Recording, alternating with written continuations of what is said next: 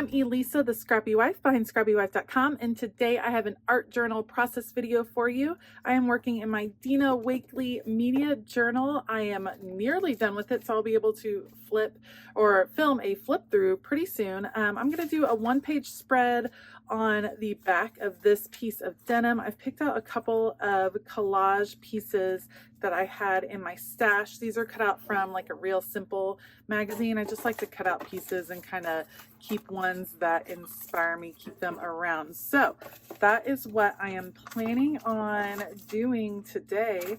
This one's pretty too. So I will definitely link everything that I end up using down below. Otherwise, I'll put you guys on fast forward. Let's go.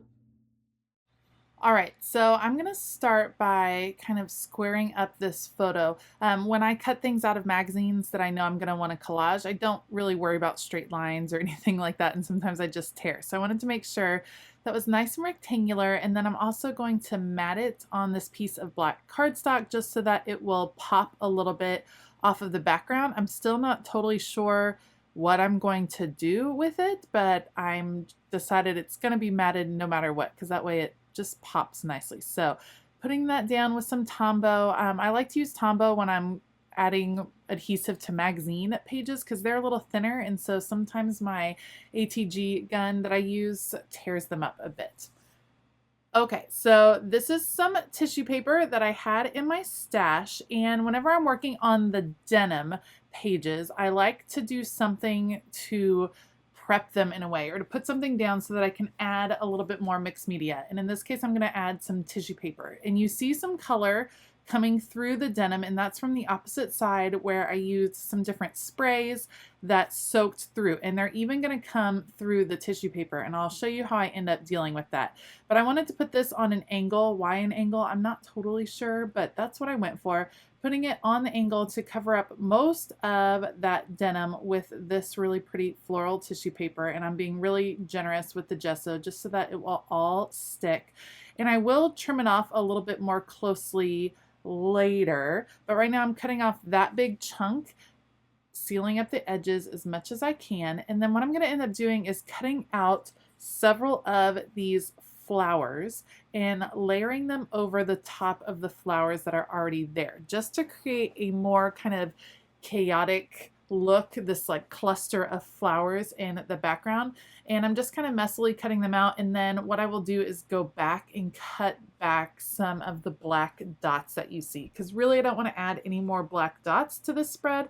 I just want to add the floral. So you can see trimming it right there. Then I will just add some gesso and layer it over the top just to have more florals in the background. And this reminded me, or this made me look over at the picture and notice that on this girl's desk was this grouping of flowers. And I decided that's kind of what I'm going to play off of. So I have all of these florals kind of coming from the background. And what I will do is have them be in the colors that are on her desk so that it all ties in together. And you can see I'm kind of just putting them in random spots. It's not necessarily being grouped one way or the other. I did end up deciding I had a little bit of denim peeking out on either edge, and I did end up deciding to cover that up as I went. So I just used the floral pieces to do that, and then eventually I'm going to cut some corner pieces to cover up those little edges of denim. It definitely took a little while to get everything on there, but using tissue paper like this is a great way to just start a background because it gives you something to jump off of. You get some pattern, you get some interest going in the background, and it can be a lot of fun to just add these pieces on. So I'm covering up that corner. I'll end up cutting off another corner area, and I will cover up the top corner. Sorry, I get a little bit off frame there.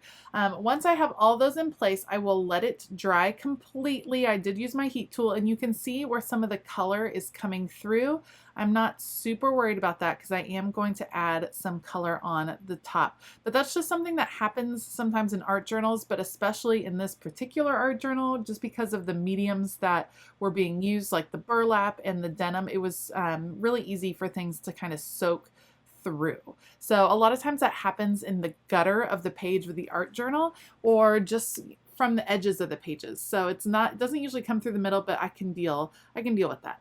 All right, trimming everything off, and now we're ready to kind of add some color to these flowers. So there's my picture, and I've pulled out my distress crayons because I'm just going to very loosely outline where these flowers are. I'm just going to pick a few of them. I picked out all my colors, and then I will go back with my finger and blend these colors a bit with a wet finger. Now, with that yellow, see where I'm putting the yellow? I put it where there was already yellow kind of seeping through because I figured that would be an easy way to cover up those specific areas. Just use that that same color and put it over the top.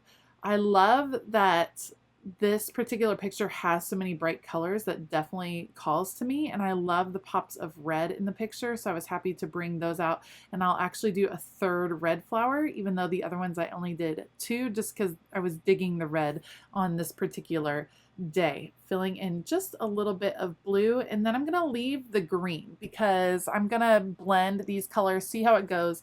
I'm wanting to do green in that last little spot where there's color kind of seeping through, but I want to see how these other colors go first.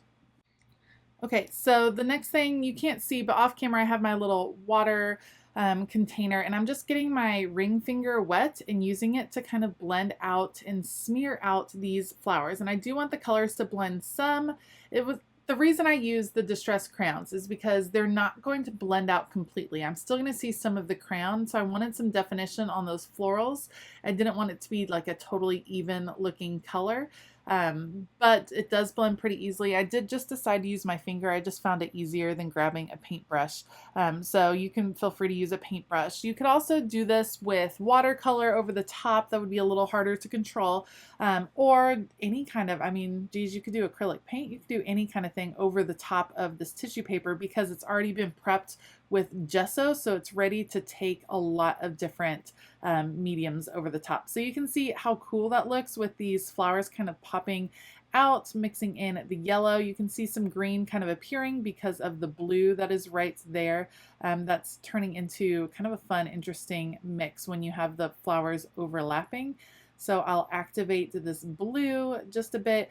Something else you could use would be Neocolor 2 crayons. So that would be another water reactive medium that would work really well with a technique like this. Okay, I'm gonna let that dry. I'm trying to figure out where my photo is gonna go, and then I will come back with the green because I do have that color kind of bleeding out over here, and I'm just gonna fill in some green florals, and that way that can kind of bleed into that area and it won't be super noticeable that it's from a different page. So same technique, bringing in a little bit of water in that area, and the same thing over here in the corner and then at the top. And then there's this little white space that is kind of attracting my attention in the bottom, and I'll just use my finger to bring a little bit of green over there, right there, because it was just kind of distracting me because there wasn't any color right there.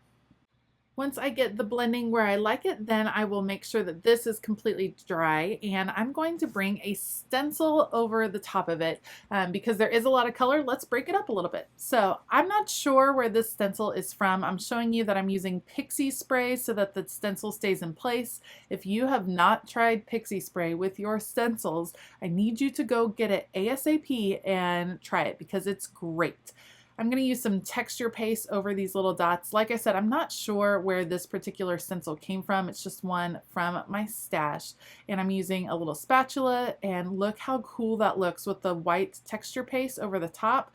I love that look, and it brightens it up because it has that pure white color coming through, adds a little texture, and it's going to be nice once I add that photo on the top. So I decided to go all the way down to the bottom, so I'm coming back to make sure it goes all the way up to the top. It kind of is doing a diagonal down the page, and I'm super pleased with that. So I'm going to clean off my supplies ASAP because texture paste dries on them super fast, and I'm going to let it dry on the page. And now I have my picture, and I have a bunch of labels from Felicity Jane.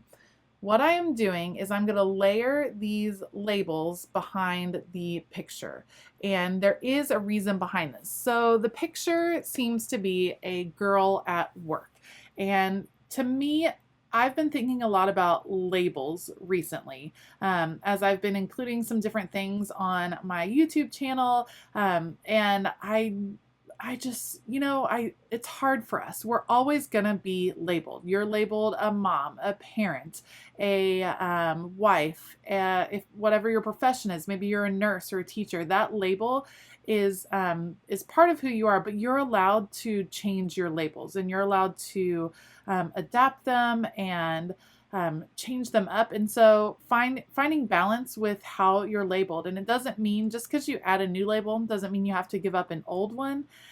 It was just something that was in my head and that I was thinking about a lot on this particular day. So I wanted to use these labels to kind of get that feeling out. So I'm having fun just layering these behind this particular photo. I've never done something like that with labels, but I think it actually looks pretty cool. I'm switching between like a taupish gray and a black just to add some contrast. So once I'm happy with where all the labels are, then I will add some Fabri-Tac glue on the back of this picture and on the back of the labels, and then put it down on my page. I wanted to use Fabri-Tac glue so it would be nice and strong instead of just the adhesive that was on the labels and on the Tombow, just because I want it to adhere really nicely onto the page.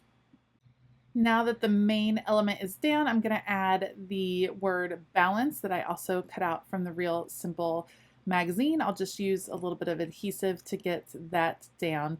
And as I was trying to finish it up right here, I didn't really like how the two pages were relating to each other. So one of them is a page that I did when gymnastics was happening, and I just didn't like how they related to each other. So I decided what I'm going to do is bring some of the florals that are on the left side, bring that tissue paper over to the right side and kind of just have the two pages look like they're at least talking to each other in a way, if that even makes sense. So what I'm going to do is cut out a corner of this tissue paper, and I'm going to just layer it right over here and use my gesso. And yes, it covers up some of this art journal entry. I'm not really worried about that. I just wanted to bring the two together, and that can be a challenge. I don't do a lot of single page art journal layouts for this reason, because I want them to kind of relate to each other. These weren't really doing that. So I'm just going to adhere that down. I will let it dry completely, and then I'm going to come back with the Distress crayons and add some color, just like I did before. And then the last thing that I'll do is bring a little bit of the texture paste over to that side as well. And actually, I'm super pleased with the result. I like how it kind of flows. I like that there's like this really interesting juxtaposition of the two pages. And I do think that they can kind of relate to each other in meaning as well. So I was pleased with that last little finishing touch. Be sure to let me know what you think of this particular art journal entry. Leave me a comment below. I would love to hear from you. If you liked this video, please give it a thumbs up and consider hitting that subscribe button as well as the bell notification button. I have linked all of the supplies I used down below, so you can check out the description box for those links. A huge shout out to my Scrappy YouTube community. Thank you so much for all of your support. If you would like to become a Scrappy YouTube member, then you can click the join button, or there is also a link in the description box below that you can check out and find out some more info.